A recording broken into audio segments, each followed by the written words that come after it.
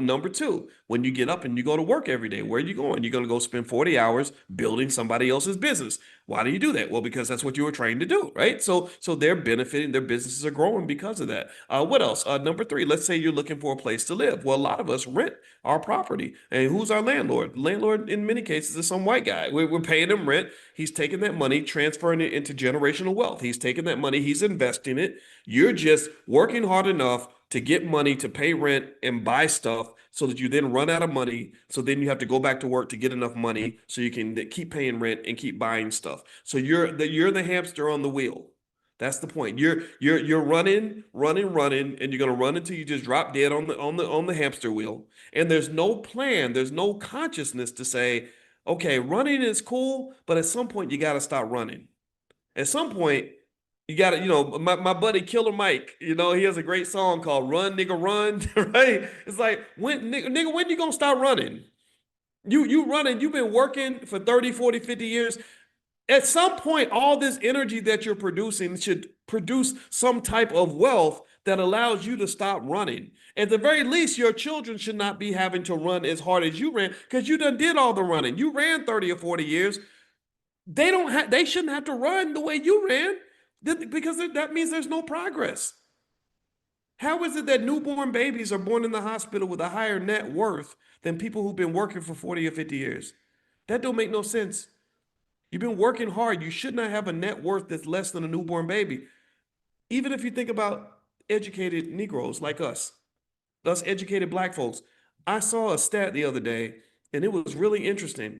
We often applaud, rightfully so, the fact that Black women have more degrees than almost anybody else. Black women are quick to go to school, get that master's, get that bachelor's, get that second bachelor's, get that second master's. Love it all. Amazing, extraordinary. But here's the downside of that.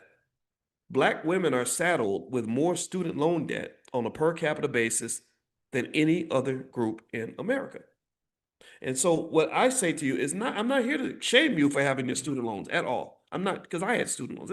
No shame in that. My question is, are you sure that this debt is going to eventually, this negative net worth is going to turn into a positive net worth before you're done? Or did you work your butt off just so you could die in debt and have your actual family wealth go down as opposed to going up?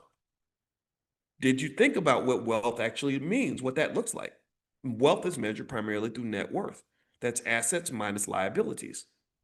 So again, not to throw a wrench in anybody's economic plan. I'm not here to say that. I'm here to say, let's think about the bigger picture. Working hard is important, but accumulation is the key. You're working hard to accumulate something. You should have something to show for it. For example, ideally speaking, if you worked your ass off in 2015, you should be able to show me something that you now possess, other than life experience, that is an artifact of the fact that you worked so hard in 2015. But that requires consciousness. Consciousness means targeting. That means that similar to the way they were consciously targeting and controlling the direction of our energy to make sure that we're pouring into their bucket, we must also be conscious about ensuring that our energy pours into our bucket. Are you pouring into the Black bucket?